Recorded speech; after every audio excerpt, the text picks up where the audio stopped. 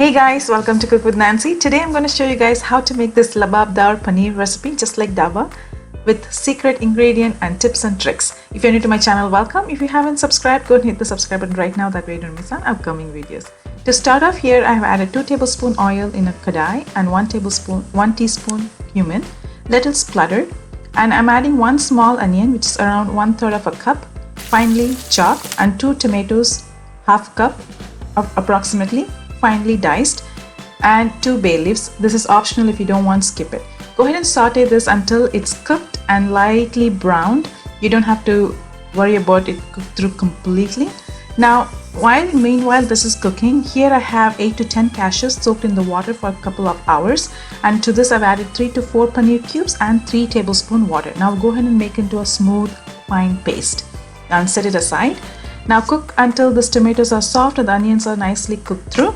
And to this I'm adding half a teaspoon turmeric powder, salt as needed, 1 teaspoon coriander powder.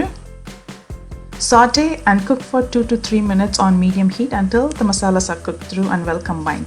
To this I'm adding 1 teaspoon ginger julienne. Add cashews and paneer paste that we prepared earlier. Now turn the heat to low heat and cook them at least 3 to 5 minutes, combining and mixing them constantly. Here we are going to add some secret ingredients, half a teaspoon chole masala. As we go along, I'm going to add a couple of ingredients, 1 tablespoon ketchup or sugar. Cook on medium heat for 3 to 5 minutes until everything is well combined. As you can see, these are different ingredients. This is exactly what goes into the Dhaba style paneer. And 1/3 of a cup tomato puree. If you have cooked tomato, that is also great, cooked tomato paste. Go ahead and cook them until the tomato puree is cooked through and there is no raw smell of tomato. Go ahead and mix it well. It will take a couple of minutes and keep mixing them constantly. Here I'm adding 1 tablespoon kasuri methi, also known as dry fenugreek leaves. Go ahead and crush it as you add it. You can roast it if you want to add, that is also great. This gives great flavor as well. And mix it well. And to this I'm adding 1 tablespoon Kashmiri chili powder or as needed. Mix well again. Cook until the masala is well combined and mixed through. Here I'm adding 1/3 of a cup water. Now when it comes to cooking the masala, if you think it's kind of dry, you can always add a little bit of water as you cook along. That's totally fine. Now cook until the oil separates after you add the water. Now I'm adding 1 tablespoon butter. Go ahead and combine it well again. Cook for a couple minutes. Handful of cilantro. We are going to add everything as we cook along so that it releases more flavor. Now go ahead and bring it to a boil. Now here I'm adding half a teaspoon of pav bhaji masala. This is exactly how they make it.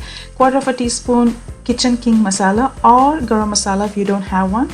1/4 of a teaspoon cardamom powder to get the rich flavor. Go ahead and cook this for 3 minutes. Now I'm adding another half a cup of water, or you can add as needed. I'm gonna make thick gravy. If you want kind of little thinner side gravy, you can add more water. Go ahead and boil it.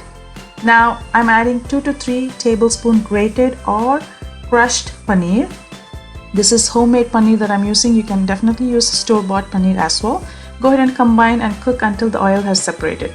Now here I'm adding 250 grams of paneer cubes. This is, as I said, homemade. You can use store-bought. Combine everything gently and cook the paneer a little while. Paneer cooks really fast. 2 tablespoon cream and cook them on a medium heat, mixing them constantly so that it doesn't curdle. Now cook until the oil separates. So I'm going to add some paneer cubes, chili, ginger julienne, and grated or crumbled paneer. And go ahead and add some cilantro and some diced tomato or sliced tomato and some carrots if you prefer. That's it. It's so easy. I hope you enjoy watching this video. If you have any questions, let me know. I will see you soon in my next video. Till then, take care guys. Bye.